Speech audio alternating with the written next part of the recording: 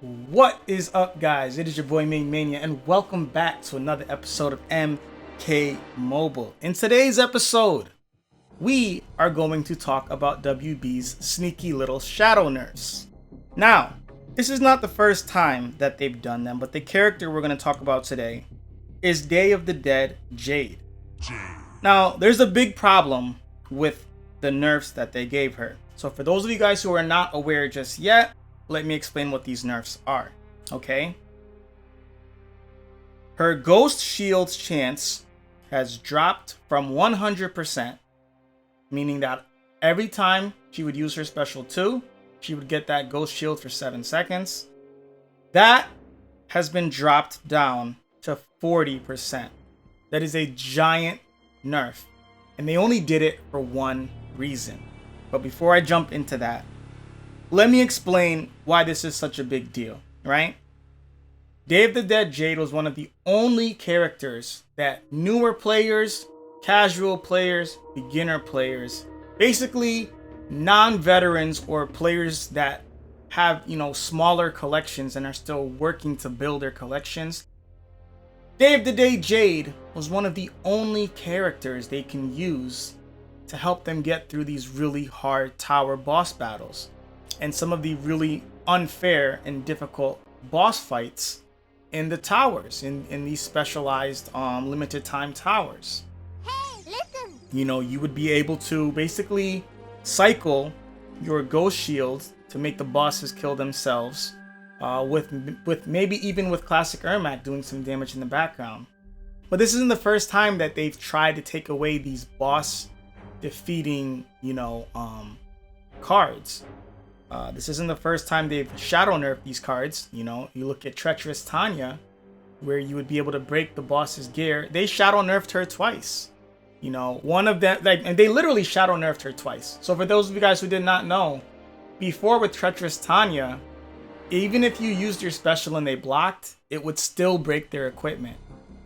And they basically changed that so that you have to hit a successful special for it to break their equipment. Now, maybe that was the original intention of her design, where if you land a clean special, then you'll break their equipment. But the point is, when people finally started using Treacherous Tanya in boss fights in towers, WB said, no, we want you guys to suffer. We want players to be miserable because we want you to buy tower equipment to make your way through the towers. So not only did they nerf Treacherous Tanya and make it so that you have to land a clean special, but they also added a new modifier to bosses called Indestructible, where bosses' equipment can no longer be broken. Now, you'll mostly only see this in the Fatal Towers, but nonetheless, it's a pretty shitty thing to do, WB. It's a pretty shitty thing to do because you're really affecting your beginner player base and your casual player base. You were infecting the vast majority of your player base. I know sometimes people look at my collection and look at, YouTubers like myself that have, a lot of cards, a lot of equipment, a lot of maxed out diamonds, etc. And they may feel like, oh, well, we only care about ourselves. But it's like, no, when I play this game, I still think about the player that started 2 months ago, 6 months ago, 9 months ago. I still think about the casual players because I consider myself a casual player myself as well. And I think about these things, and I just feel like when they do things like this, it's so unfair to them. And it's almost like they don't want them to enjoy the game. They don't want them to be able to beat things without basically spending money. And that's why I'm so against people spending money in this game, because it's not worth it. And these are the types of practices that they do to almost force your hand into spending money, right? You look at Classic Ermac. A lot of people are worried that Classic Ermac is going to be next after this. And don't worry, guys, we're going to get back to Day of the Dead Jade, but I'm getting somewhere here, okay? Basically, WB has been creating these bosses in these towers that are really crazy hard, really high health, could basically delete you in one combo or one special. But then they make these tower gear equipments, these epic tower gear pieces that give you 300% damage boost, 500%, 600% damage boost, because you almost need them to be able to beat these bosses if you're not a veteran or, established player. And I find that really unfair to the casual players that want to enjoy these towers and have the satisfaction of being able to beat them. But WB does it because they want you to buy tower packs to get tower gear that will actually give you a chance to beat those towers. But the community, being creative and analyzing, the rosters and the characters in the game, we come up with, classic Ermac. We come up with strategies. We come up with classic Ermac, chaining specials on certain characters, Day of the Dead Jade's shield. And every single time WB gets a hold of, they're finding a way to beat the bosses without spending money, so let's nerf that. I have a problem with that.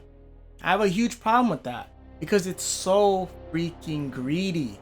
It's so greedy, and it's so unfair to the majority of your player base that just want to enjoy your game and have the satisfaction of beating some of these really hard bosses. Now, why is this a big deal? Because people were cycling Day of the Dead's shield and making it so that, the bosses would almost kill themselves. And they nerfed her from 100% to 40%. That is a huge nerf for a very low tier diamond character that really didn't have too much utility outside of those really impossible boss fights. And some of those boss battles where every time they do damage to you, they heal themselves. This was the character that countered that kind of stuff. And they basically took that away from us. Personally speaking, this is my idea of how they can fix Day of the Dead Jade if they absolutely feel like that is a huge problem and they don't want that to exist. My first solution is this. Change the ghost shield chance to 60% and make it so that she gets an additional 20% chance for every Day of the Dead character on the team. Meaning, if she's playing solo, she has a 60% chance to land her ghost shield on special 2.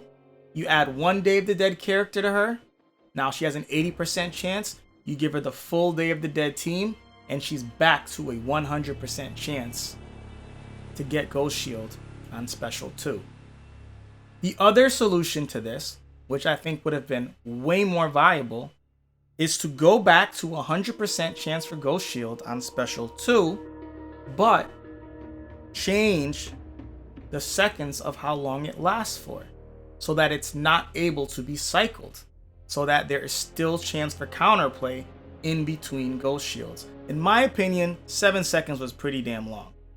Maybe you make that 5 seconds, and that extra 2-second window, she would have to, be able to hold her own or get deleted.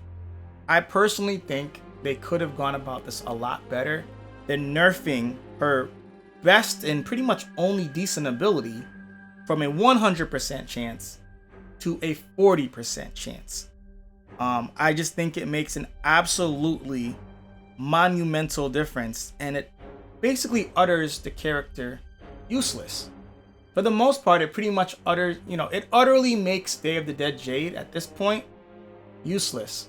But they did it for one reason. They don't want you to be able to beat these boss fights without buying tower gear. It's all about money for them.